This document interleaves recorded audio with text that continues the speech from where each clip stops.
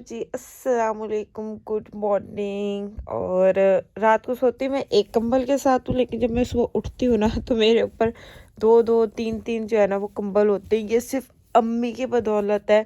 क्योंकि जब मेरी अम्मी सुबह फजर के वक्त हमारे रूम में आती है ना तो मैं सुकड़ी पड़ी होती हूँ क्योंकि मुझे ठंड बहुत ज़्यादा लगती है। और आजकल 2-3 दिन से ना मेरी तबीयत जो है वो बड़ी डाउन शाउन है, जबकि मैं जर्सी भी पहन के सोती, इतनी मुझे सर्दी लगती है। यहाँ से आप आलम देख लें कि मैंने जर्सियाँ भी पहन रखी होती है, तो एक कंबल के साथ सोती हूँ। लेकिन अम्मी जब सुबह फजर के टाइम आती है ना तो वो जब मुझे देखती हूँ, वो उनकी आदत है पूरी सर्दी ना वो रोज़ मेरे ऊपर जो है ना अच्छे से कवर करके दो दो तीन तीन कंबल मेरे ऊपर करके जाती है। देखे, 3-3 कंबल मेरे ऊपर होते हैं। ये एक, ये दो, ये दूसरा भी, और फिर उसके ऊपर जो है ये रज़ाई भी अच्छे से मेरी टांगों शांगों को कवर करके जाती हैं। ये एक माँ की मोहब्बत है।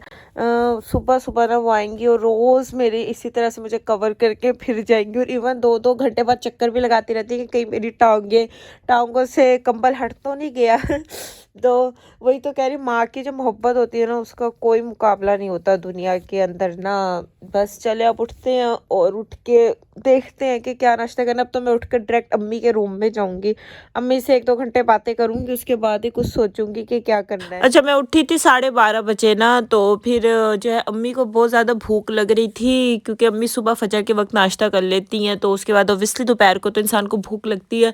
तो वरना तो रात का जो लेफ्ट ओवर सालन पड़ा होता है ना, रोटी के साथ मैं अम्मी को वो बना देती हूँ। कभी कभार मैं अम्मी को खिचड़ी बना देती हूँ, लेकिन आज खिचड़ी के चावल भी ख़त्म हो गए थे और कल का लेफ्ट ओवर सालन भी नहीं था। तो फिर अम्मी मुझे कह रही थी कि आलू पड़े तो मुझे आलू के ना पकोड़े बना दे।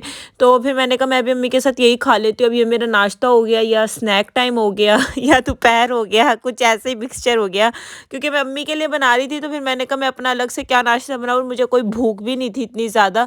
तो फिर मैंने कहा कि मैं बस ये अम्मी के साथ जो है ना वो पकोड़े ही खा लूँगी। अच्छा, मैं जब भी पकोड़े बनाती हूँ ना मुझे रमज़ान की याद आ जाती है, क्योंकि रमज़ान में रोज़ इफ्तारी में पकोड़े बनते हैं ना, तो पकोड़े और रमज़ान का बड़ा एक दूसरे के साथ ना रिलेशन है। अब तो खैर रमज़ान भी आने वाला है, 2 मंथ रह गए हैं।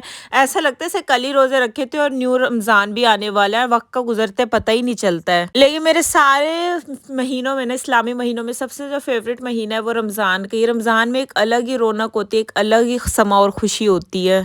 अच्छा, ये मैंने ना मेकअप ब्रशेस का जो सेट है वो एक ऑर्डर किया था। ये ग्लैम गर्ल बाय महविश का पेज है इंस्टाग्राम पे, मैंने वहाँ से ऑर्डर किया था। टोटल इसमें 13 ब्रशेस हैं, जिसमें 5 फेस के हैं, बाकी सारे आइज़ के ब्रशेस हैं। क्योंकि हमारा जो ब्रशेस का सेट था ना वो तो ख़राब हो गया था। इवन मेरी ब्राइडल किट में तो मैंने ब्रशेस रख रखे हैं, लेकिन जो हम लोग घर में यूज़ करते हैं मेरी बहन और मैं, तो बिल्कुल ख़राब हो गए थे, तो घर के लिए भी चाहिए थे। तो फिर मैंने ये वाला जो ब्रशेस का सेट है वो ऑर्डर किया था, और ये मुझे मिला था 1350 का, 1350 रुपये का मुझे ये सेट मिला। इसमें सारे ब्रशेज़ है, क्वालिटी 8/10 है। प्राइस को मैं देखूँ तो उस हिसाब से 8/10 क्वालिटी। अगर आपको रीज़नेबल कोई ब्रशेज़ चाहिए तो आप लोग इनके ले सकते हैं, इसमें सारे ही ब्रशेज़ हैं। फिर मैं आ गई थी किचन में खाना पकाने के लिए। सर्दियों में टाइम का पता ही नहीं लगता, ऐसा लगता है अभी आप उठे हो बस नमाज़ पढ़ी है, नाश्ता है कि उसके बाद डायरेक्ट शाम हो जाती है। इतनी जल्दी जल्दी टाइम गुजरता है ना सर्दियों में। खाने में मैं आज बना रही थी डिफरेंट स्टाइल का बैंगन का भरता। जैसे कि आपको दिख ही रहा है कि यहाँ पे फिलहाल मैं बैंगन को कट लगा रही थी। एक कट मैंने लगाया था कि कहीं से बैंगन काढ़ा तो नहीं है और एक कट लगा के मैंने उसमें लहसुन भरा, और एक कट लगा कर मैंने उसमें हरी मिर्चें भरी हैं, क्योंकि इसे ना मैं रोस्ट करूँगी। अच्छा, मैं कुछ चीज़ें आपके साथ ना डिस्कस करना चाहूँगी। जैसे कि आप सब लोग सोशल मीडिया पर डिफरेंट चीज़ें देख रहे होते हैं ना, इसी तरह मैं भी डिफरेंट चीज़ें देख रही होती हूँ। आजकल सोशल मीडिया में आप काफ़ी इन्फ्लुएंसर्स, ब्लॉगर्स, यूट्यूबर्स, सेलिब्रिटीज़ को देखते हैं कि उनकी शादी को 1 साल होते हैं, 2 साल होते हैं, चंद महीने होते हैं और डिवोर्स हो जाती है और एक ऑफिशियल अनाउंसमेंट आ जाती है सेपरेशन की। जब मैं एक इस टाइम की, मैं उन ब्लॉगर का नाम नहीं जिक्र करूँगी, मैं उनकी जब ये स्टोरी देख रही थी तो मुझे बड़ा फील हुआ था। ऑब्वियसली मेरा तो एक शादी वाला पीरियड है, तो कुछ डेज बाद जो है वो रुखसती है। तो मैं जब देख रही थी मुझे बड़ा फील हुआ था। एक टाइप की ना एक एंजाइटी सी फीलिंग आई थी कि यार देखो, अभी तो सब कुछ हंसी खुशी वाला था और फिर एकदम से ये सब हो गया। तो आप लोग भी देखते होंगे तो आप लोगों को भी ऐसी फीलिंग आती होगी। ऑब्वियसली इंसान को होता है, तो इंसान ही सोचता है। कभी बार मैं भी सोच रही होती हूँ यार ये शादी तो ना हो गई, एक अजाब भी हो गया ज़िंदगी के अंदर। लोगों की कितनी हंसती बसती ज़िंदगी थी और एकदम से उजड़ जाती है। अब मैं ऐसे टाइम पे कभी कभार ऐसी चीज़ें देखती हूँ ना तो बड़ी मुझे एंजाइटी सी और बड़ी उस टाइप की ना फीलिंग फीलिंग आ रही होती है। एक होता है ना इंसान को, क्योंकि वो खुद एक न्यू लाइफ में एंटर होने जा रहा होता है और वो इर्द-गिर्द ऐसी चीज़ें देखे। आजकल तो सोशल मीडिया इन्हीं चीज़ों से भरा हुआ है ना, तो कभी-कभार मैं अपने हस्बैंड से भी डिस्कस कर लेती हूँ ऐसी चीज़ें जो है, तो इंसान को ना इस टाइप का कभी ना कभी फ़ील आ जाती है। तो मैंने तो यार यही देखा, मुझे नहीं पता लोगों की ज़िंदगी में क्या होता है, लेकिन मैंने अपने इर्द-गिर्द में यही चीज़ देखी है कि इंसान का जो आजकल पेशेंस का लेवल है ना, वो बहुत कम हो गया। चाहे वो लड़की हो, लड़के हों।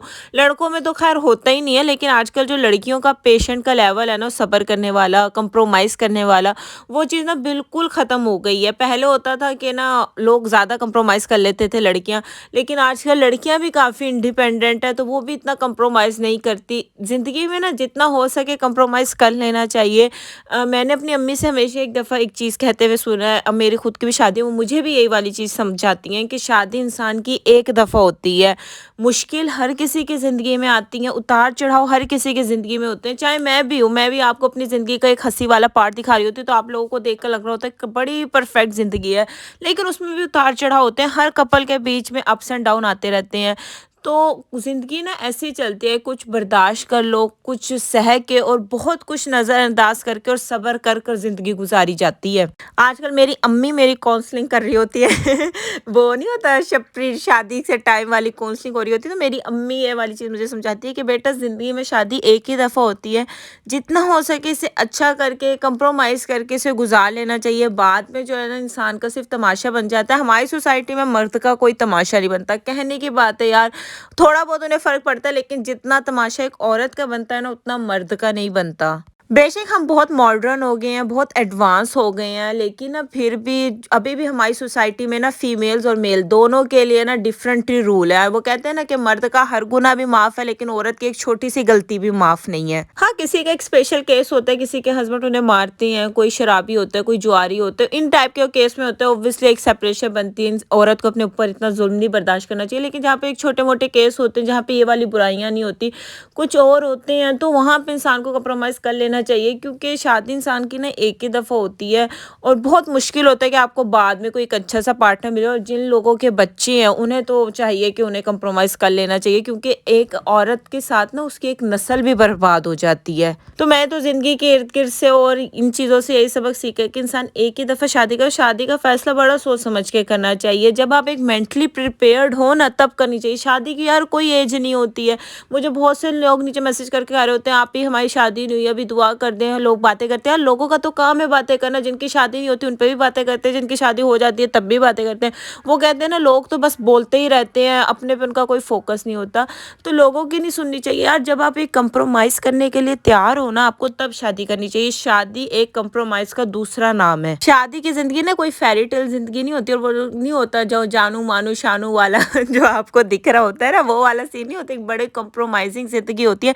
अच्छे वक़्त भी आते हैं, बुरे वक़्त भी आते हैं, कॉन्फ्लिक्ट्स भी होते हैं, खुशी भी होती है, तो हर चीज़ होती है। जब आप मेंटली कंप्रोमाइज़ करने के लिए प्रिपेयर्ड हो ना, तभी करनी चाहिए।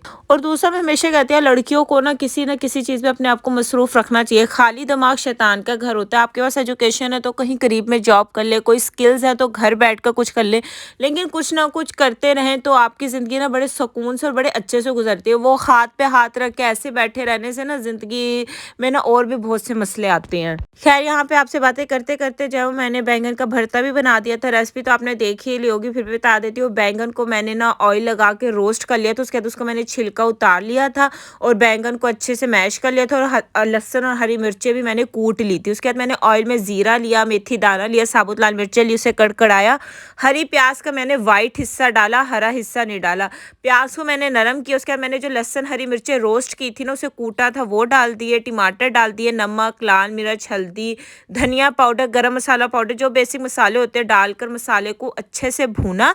उसके बाद जो मैंने बैंगन को मैश करके रखा हुआ था ना, वो वाले बैंगन ऐड किए, और फिर मैंने इसमें हरी प्याज ऐड की, जो हरा हिस्सा था वो, और पानी का छींटा डाल के ना इसे मैंने दम पर रख दिया था 10 मिनट के लिए। बस लास्ट में मैंने इसमें हरा धनिया डाला, और ये मज़ेदार से बैंगन का भरता रेडी है। इतने मज़े के बैंगन बनते हैं ना, अभी आप बैंगन को देख के कह रहे होंगे ये कैसी बैंगन है, लेकिन आप ट्राई करेंगे कोई पहचान भी नहीं पाएगा ये आपने बैंगन बनाए हैं। और बस जैसे ही मैं खाना बनाकर फ्री हुई थी ना, फिर मैंने अपने और अपनी बहन के लिए ना चाय बनने के लिए रख दी थी, क्योंकि चाय पीने की बड़ा दिल कर रहा था। और सुबह से चाय भी नहीं पीती। सर्दियों में ऐसा होता है, आपने सुबह से चाय ना पियो ना तो बड़ी क्रेविंग होने लग जाती है चाय की।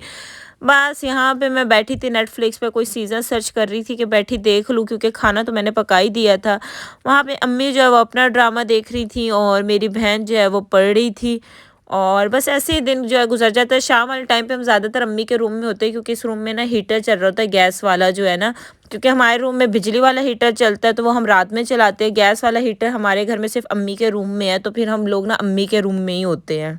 और ये बस रात का टाइम था, कोई 8:30 बजे का, और बस अब मैं खाने लगी थी खाना। अच्छा, मुझसे अक्सर लोग पूछते हैं आप लोग रोटी तंदूर की क्यों खाते हैं, घर में क्यों नहीं बनाते। बस वैसे हमारे घर में रोटी घर पे नहीं बनती, पता नहीं कितने साल हो गए ज़िंदगी के, हमारे घर में रोटी तंदूर से ही आती है। आई थिंक 12-13 साल तो हो गए होंगे हमारे घर में रोटी कम ही बनती है, हम लोग तंदूर से ही मंगवाते हैं। तो बस खैर यहीं पे मैं आज का व्लॉग एंड करती हूँ। उम्मीद है आपको अच्छा लगा होगा। वीडियो अच्छी लगी हो तो लाइक कमेंट और चैनल को सब्सक्राइब करिएगा। नेक्स्ट वीडियो मुलाकात होगी। अपना ख्याल रखिए जी। अल्लाह हाफिज़।